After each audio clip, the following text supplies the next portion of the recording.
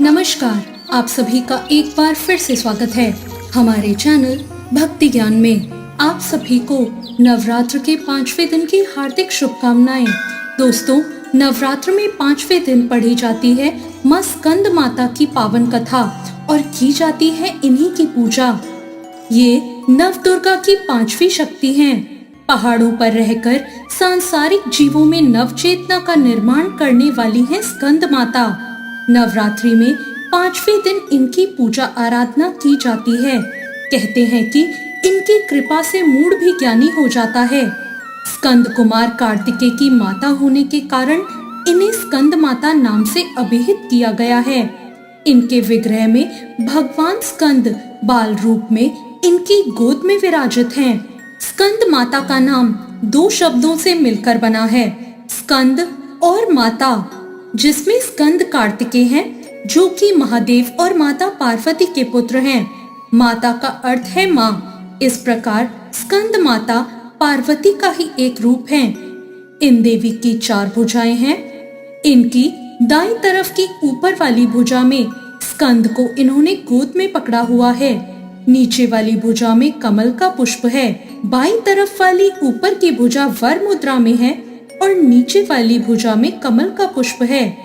इनका वर्ण एकदम शुभ्र है। ये कमल के आसन पर विराजमान रहती हैं, इसलिए इन्हें पद्मासना भी कहा जाता है। इनका वाहन सिंह है। तो आइए सुनते हैं इनकी कथा। स्कंद माता विशुद्धि चक्र की अधिष्ठात्री देवी हैं। विशुद्धि चक्र हमारे गले के उभरे हुए भाग के ठीक नीचे स्थित होता है। मां स्कंद माता की सच्चे मन से पूजा करने से विशुद्धि चक्र जागृत हो जाता है। इससे वरी की सिद्धि प्राप्त होती है। माता हमेशा कमल पर विराजित रहती हैं, इसलिए इन्हें देवी पद्मासना के रूप से भी जाना जाता है। मां स्कंद माता का मन पूर्ण रूप से लौकिक और सांसारिक संबंधों से दूर रहता है। स्कंद माता का पूजन करने वाले व्यक्ति और जीव मुख्यतः सांसारिक बंधनों में रहकर भी उनसे मुक्त होते हैं।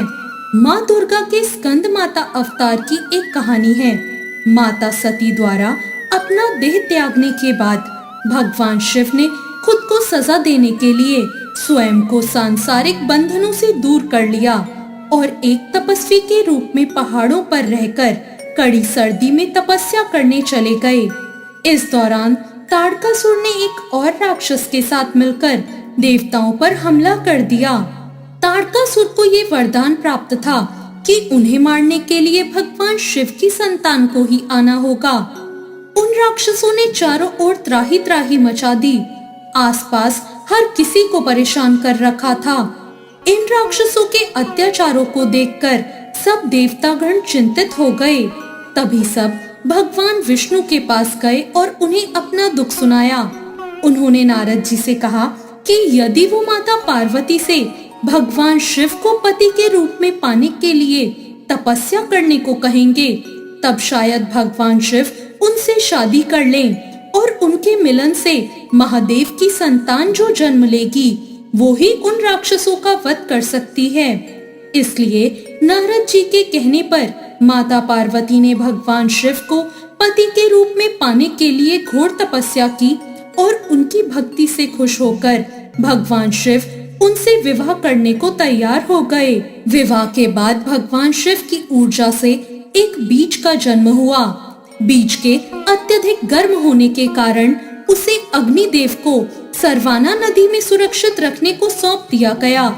अग्निदेव भी उसकी गर्मी सह नहीं पाए, इसलिए उन्होंने उस बीज को गंगा को सौंप दिया, जो आखिर में सरवना झील में उसे ले गई, जहां माता पार्वती पहले से ही पानी के रूप में मौजूद थी और उस बीज को धारण करते ही वो गर्भवती हो गई। कुछ समय बाद कार्तिकेय ने अपने 6 मुखों के साथ जन्म लिया। कार्तिकेय के जन्म लेने के बाद उन्हें ताड़कासुर और राक्षसों का वध करने के लिए तैयार किया गया। सभी देवताओं ने मिलकर उन्हें अलग अलग तरीके का ज्ञान दिया और राक्षसों से लड़ने के लिए उन्हें महत्वपूर्ण शस्त्र भी दिए। आखिर में कार्तिकेय ने सभी राक्षसों का वध कर दिया और इसी कारण माँ दुर्गा को स्कंद माता यानी कार्तिकेय की माता के रूप में जाना जाता है।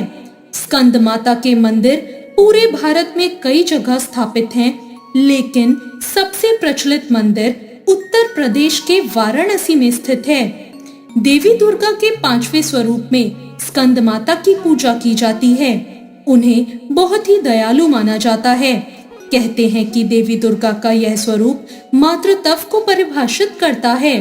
स्कंद माता कमल के आसन पर भी विराजमान होती हैं, इसलिए इन्हें पद्मासना देवी भी कहते हैं। कहते हैं कि संतान सुख की प्राप्ति के लिए माता की पूजा के साथ उनके मंत्र की आराधना विशेष फलदायी होती है। माता की आराधना के लिए विशेष मंत्र है ओम देवी स्कंद माताए नमः, यानी ओमकार स्वरूपी स्कंद माता, जो कि अपने भक्तों की समस्त इच्छाओं को क्षण भर में पूरा कर देती हैं, उनके चरणों में बारंबार नमस्कार है। माँ दुर्गा का स्कंद माता अवतार हमें ये सिखाता है कि कैसे एक माँ सदैव अपने बच्चे को अच्छाई की ओर बढ़ना सिखाती है। इसलिए हमें अपनी माँ का सदैव सम्मान करना चाहिए और उन्हें हर चीज के लिए धन्यवाद कहना चाहिए। माँ स्कंद माता की पूजा के लिए सूर्योदय से पहले उठकर स्नान आदि करके स्वच्छ वस्त्र को धारण करें। माँ स्कंद माता को गंगा जल से स्नान कराएं। माता को चुनरी और वस्त्र अर्पित करें। रोली और कुमकुम भी लगाएं।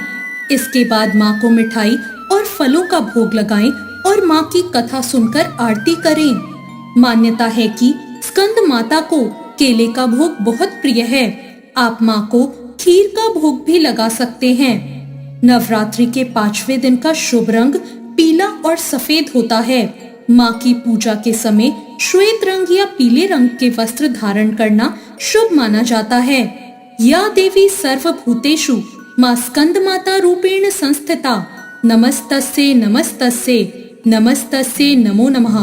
तो ये थी स्कंद माता की कथा। आपको ये कथा कैसी लगी कमेंट करके जरूर बताएं।